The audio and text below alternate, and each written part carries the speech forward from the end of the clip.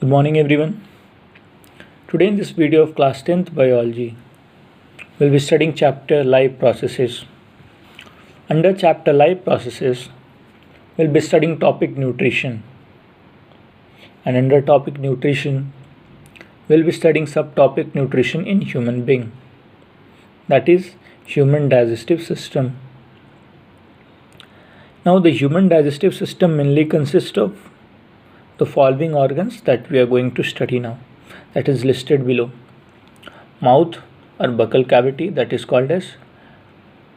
mouth is called as buccal cavity, and it is point of ingestion of food, means it is through mouth that we take in food. From mouth, food goes to pharynx. What is pharynx? Pharynx is a funnel shaped organ where food pipe and windpipe separates. Food pipe and windpipe separates. Food pipe is called as esophagus and windpipe is called as trachea. So at pharynx, windpipe and food pipe separates. Now from pharynx, food goes to esophagus. Esophagus is called food pipe. With help of esophagus, food goes from mouth to stomach. From stomach, food goes to small intestine. Small intestine is divided into three parts, that is duodenum, jejunum and ileum. From small intestine, it goes to large intestine, which is divided into three parts, that is caecum, colon and rectum. And from large intestine, it goes to anus, which is a point of egestion of food, means from where food is removed, undigested food material is removed. So this all together consists of alimentary canal. Now as I have already taught you the first three, that is mouth, pharynx and esophagus. So today we'll be dealing with the topic stomach, which is the storehouse of food material, temporary storehouse of food material. So let's move to the topic stomach. Now here we'll be studying today about stomach. Before starting stomach, we know that food from mouth till stomach comes with the help of esophagus by a process of movement which is called as peristalsis or peristaltic movement. Now what is this peristalsis or peristaltic movement?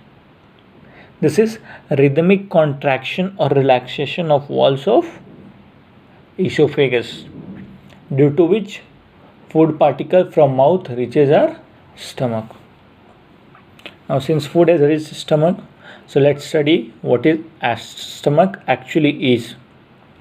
Stomach is a muscular bag-like structure which acts as a storehouse of food. What is stomach? Stomach is a bag-like structure. Muscular bag like structure मतलब bag के जैसा इसका structure है, which act as a store house of food. क्या करता है ये? Store house of food, यानी फूड को जमा रखने में हेल्प करता है for temporary purpose. Also keep this in your mind, in stomach partial digestion of food takes place, not complete, पूरा नहीं, पार्शियल, थोड़ा digestion of food takes place. Now in this digestion of food, this partial digested food, इसे क्या बोलते हैं हम लोग? Chyme. क्या बोलते हैं? चाइम. ये बहुत इंपॉर्टेंट टर्म है आपके लिए. चाइम क्या होता है, कैसे डिफाइन करोगे आप? चाइम क्या होता है ये देखो अब. The walls of stomach help in mixing the food thoroughly with digestive juices, forming a fine pulpy mass called chyme. Now as the walls of esophagus क्या शो करता था? Rhythmic contraction and relaxation. Similar way में walls of stomach भी आपको rhythmic contraction and relaxation show करते हैं.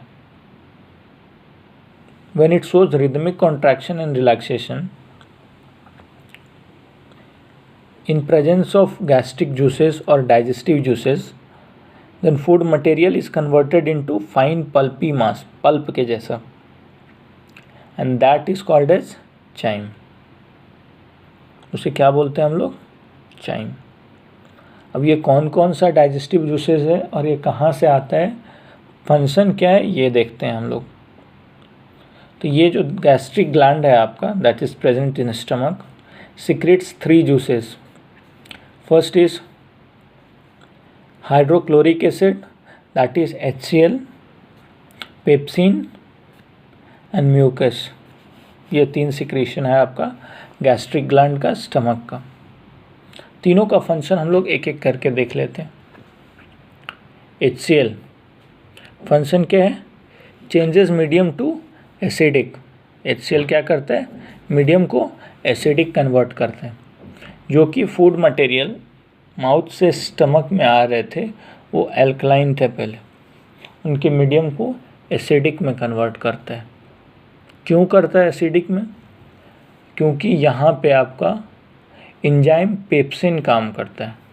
Pepsin protein को peptones में कन्वर्ट करता है और पेप्सिन का फंक्शनिंग के लिए, प्रॉपर फंक्शनिंग के लिए एसिडिक मीडियम का होना बहुत ज़रूरी है। तो ये HCl हाइड्रोक्लोरिक एसिड जो होता है वो ये एसिडिक मीडियम को प्रोवाइड करता है, प्रदान करता है, देता है। नेक्स्ट थिंग कि जब खाना हम लोग we take it through mouth, there might be some harmful bacteria that are present in it. तो क्या होता है, HCl क्या करता है, destroy bacteria present in food. जो भी बैक्टीरिया फूड में प्रेजेंट होते हैं उन्हें डिस्ट्रॉय करता है, किल करता है, that are harmful to us. And third है facilitates the action of enzyme pepsin, और एंजाइम पेप्सिन के एक्शन को हेल्प करता है, पेप्सिन को प्रॉपर फंक्शनिंग में हेल्प करता है। Now the question is, HCl एक स्ट्रॉन्ग एसिड है, हम लोगों को पता है कि acid is corrosive to skin. How is our stomach able to bear such a strong acid? क्या ये एसिड से कुछ होता है स्टमक में या नहीं होता है, क्वेश्चन है ये आपका।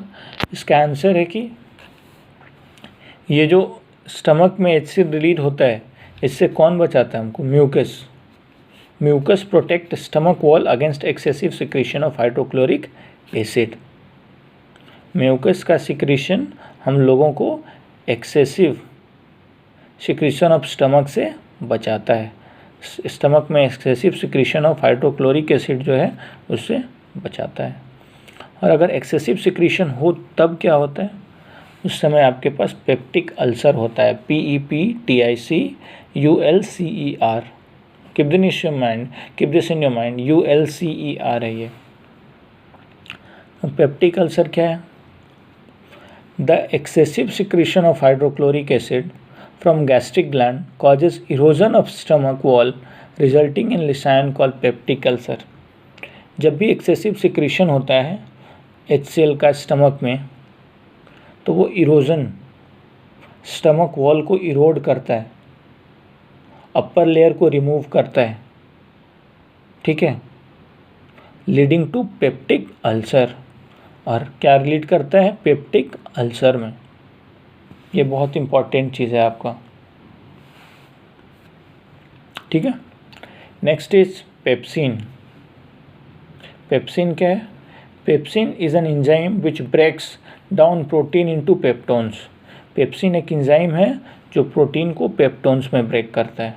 प्रोटीन पेप्सिन के प्रेजेंस में पेप्टोन्स में कन्वर्ट हुआ, ठीक है। लास्ट है आपका म्यूकस। ये तो मैंने आपको बताया ही है कि इस म्यूकस स्टमक को एक्सेसिव सेक्रेशन ऑफ HCl से बचाता है, ठीक है। That's all in this video of today. Thank you. Stay home, stay safe and keep studying.